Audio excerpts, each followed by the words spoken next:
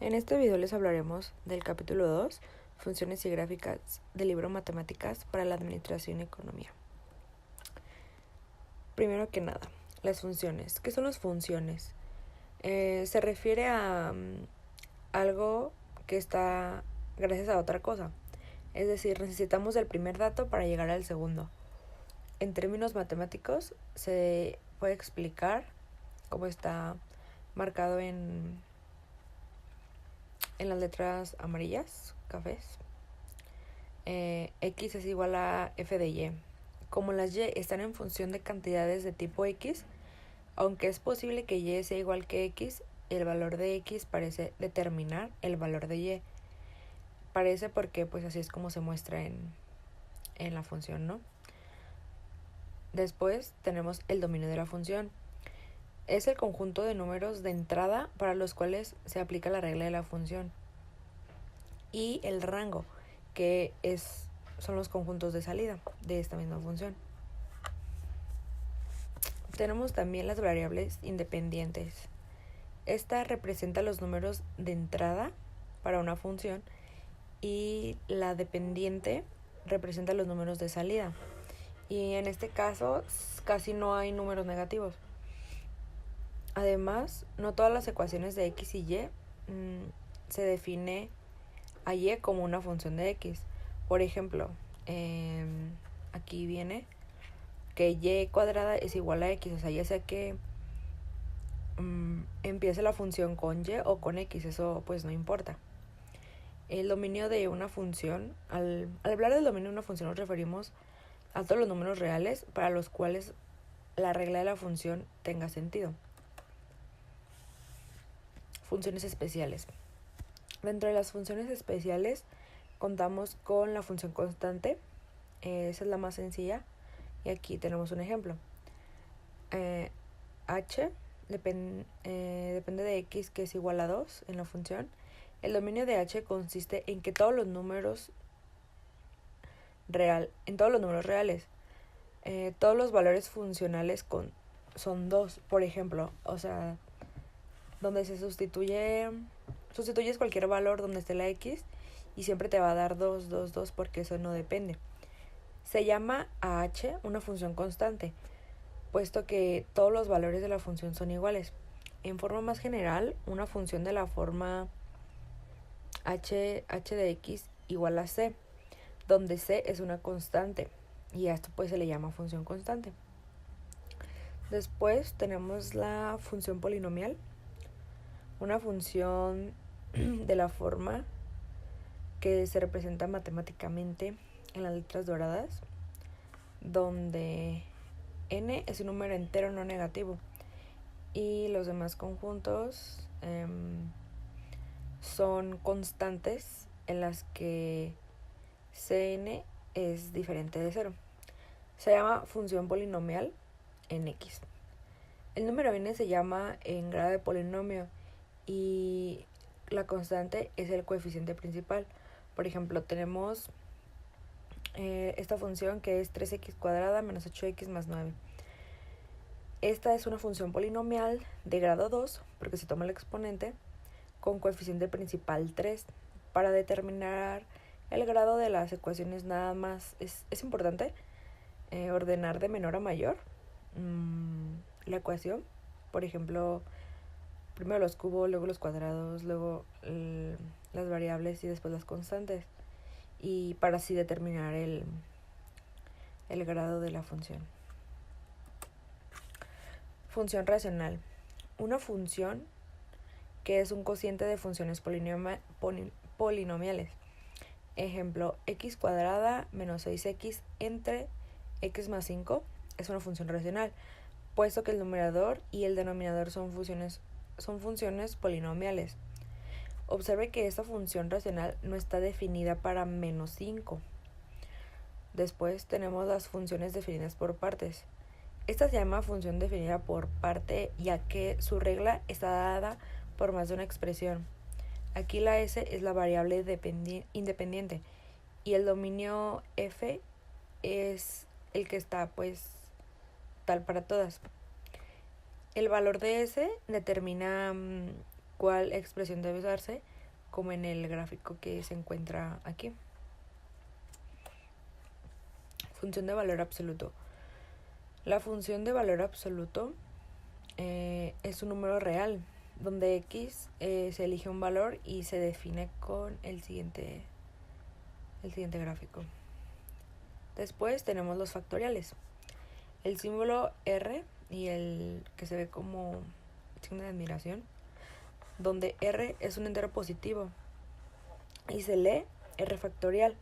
Representa el producto de los primeros enteros positivos, 1 por 2, por 3, hasta el infinito. Y este dice que el factorial de 0 es igual a 1. Y aquí les mostramos un ejemplo.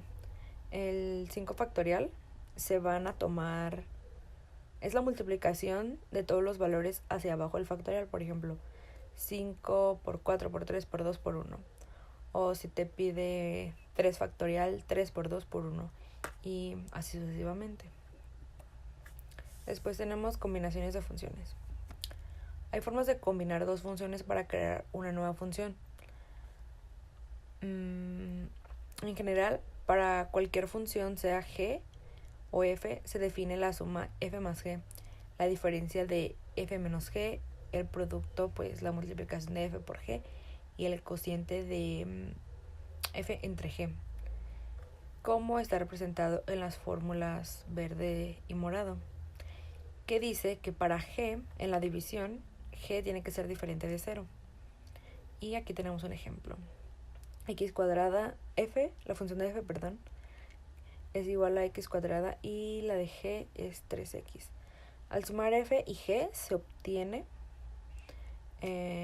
esta función, que x cuadrada más 3, que se tomó la suma, y su valor funcional está representado en la fórmula que está en dorado. Aquí está desglosado, se toma la suma de cómo está representado en verde. Después lo separas para sumarlo, y ya después lo tomas como te lo da en el ejemplo, y ya cuando se suma, pues es un desglose, por así decir. Y después tenemos la composición.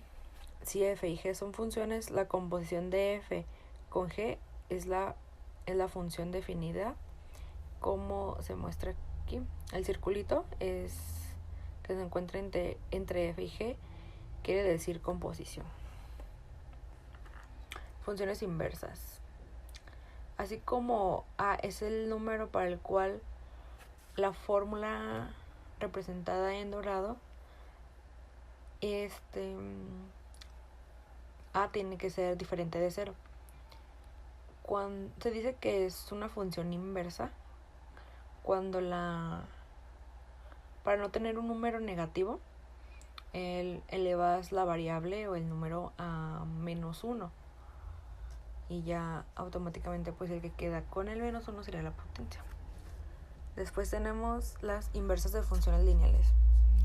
Una función de la forma f de x es igual a por x más b, donde a debe ser diferente a 0, porque es una función lineal. Entonces si a es 0, al multiplicarlo por x pues te va a dar 0, y ya no cumpliría con esa regla, o más bien ya no sería una función lineal.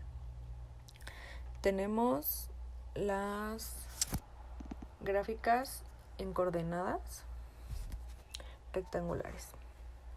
Es un sistema de coordenadas que permite especificar y localizar puntos en un plano. También proporciona una manera geométrica de representar ecuaciones de dos variables, así como funciones, como lo ven en las siguientes. Hay de diferentes tipos. Por ejemplo, está el eje de coordenadas.